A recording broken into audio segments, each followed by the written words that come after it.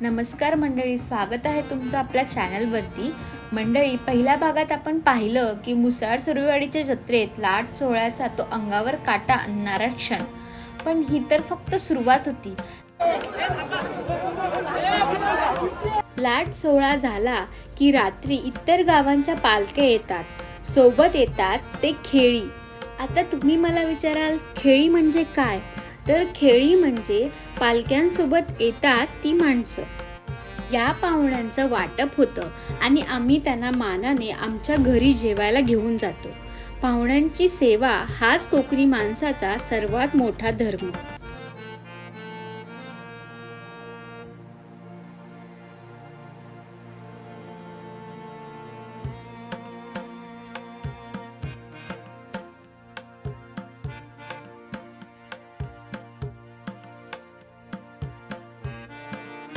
मंदिरात 7 गावच्या पालख्या एकाच वेळी बघणं हा एक दुर्मिळ आणि शुभ योग आहे.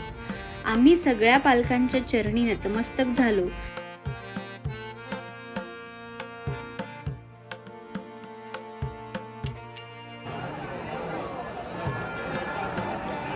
त्यानंतर पालखी नाचवत मंदिराच्या भोवती 3 फेऱ्या मारल्या जातात, ज्याला छबेना म्हणतात.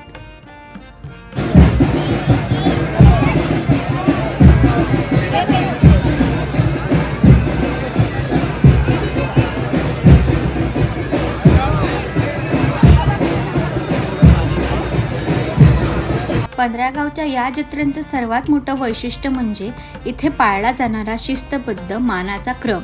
पिढ्यानपिढ्या चालत आलेली ही परंपरा आजही तितक्याच आदराने जपली जाते. या जत्रेत येणाऱ्या प्रत्येक पालखीचा एक ठराविक मान असतो. जेव्हा जत्रेची वेळ होते तेव्हा सर्वात पहिला मान असतो पोसरे, बुद्रुक आणि खुर्द या गावांच्या पालखीला. मग येते ती कुरवळ गावची देखणी पालखी.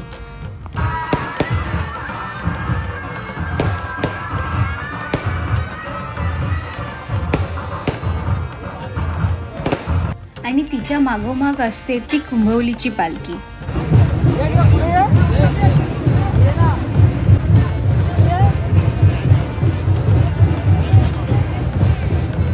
चौथ्या क्रमांकाला असते ती धामणन गावची झुलाई देवीची पालखी.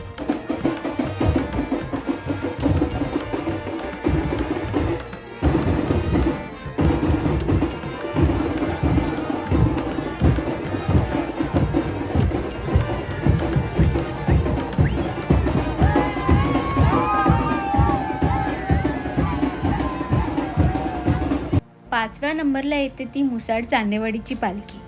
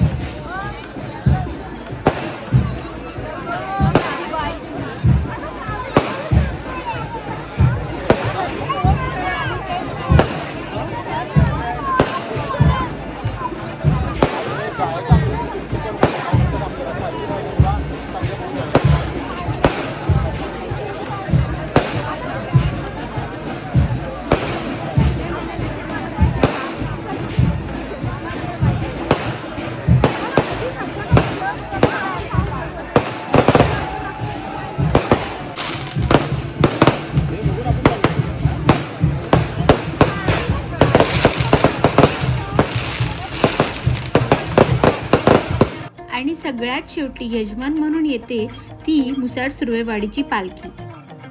आलेले सर्व खेळी मंडळ, आपल्या सगळ्यांचं सहर्ष स्वागत. खऱ्या अर्थानं कृष्ण पक्ष नवमीची आज ही या 15 गाव विभागामधली शेवटची जत्रा आणि चैत्र शुद्ध पौर्णिमेला चालू झालेल्या जत्रा आणि आजची नवमीची जत्रा, एकूण 10 जत्रा.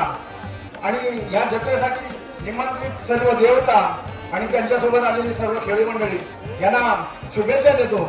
खरं म्हटलं तर या जत्रेचं स्वरूप बघितल्यानंतर असं लक्षात येत आहे आज की हा संपूर्ण महाराष्ट्रामधून जमलेला जनसागर आहे आणि त्याच्या मागचं कारण देखील आहे. तर या 15 गाव विभागामध्ये असणारी संस्कृती आणि जत्रेच्या माध्यमातून येणारे सगळे सोयरे इष्ट मित्रमंडळी आपल्या आनंदाला पार उरत नाही आणि अशा प्रकारचा चैतन्यमय वातावरण निर्माण झाले. बंधूंनो, आपल्याला सगळ्यांना सांगताना आनंद होतोय. एका पाठोपाठ एक अशा 7 पालख्या जेव्हा मंदिरात एकत्र येतात तेव्हा तो नजारा शब्दात म्हणणं कठीण असतं.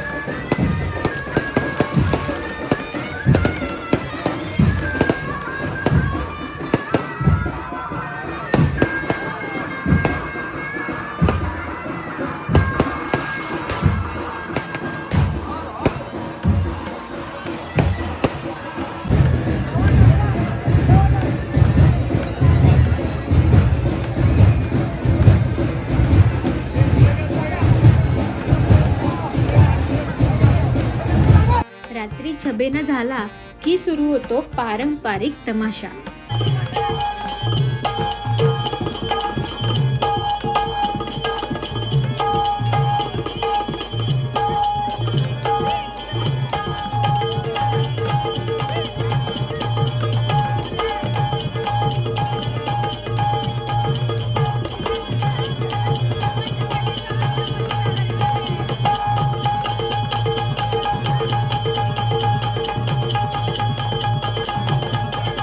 पहाटे 4-5 वाजेपर्यंत ही जत्रा अशीच फुललेली असते. जत्रेतल्या दुकानातून फेरफटका मारला, पोटोबा केला आणि जत्रेतले लाडू घेतले आणि घराची वाट धरली. तर अशी होती मुसाळ सुरेवाडीची पारंपरिक जत्रा. तुमच्याकडे अशी जत्रा होते का? आणि तुम्हाला ही माहिती कशी वाटली, व्हिडिओ कसा वाटला ते मला कमेंट करून नक्की सांगा. आणि आपल्या चॅनलला सबस्क्राईब करायला विसरू नका. भेटूया अशाच एका इंटरेस्टिंग व्हिडिओमध्ये. तोपर्यंत बाय बाय.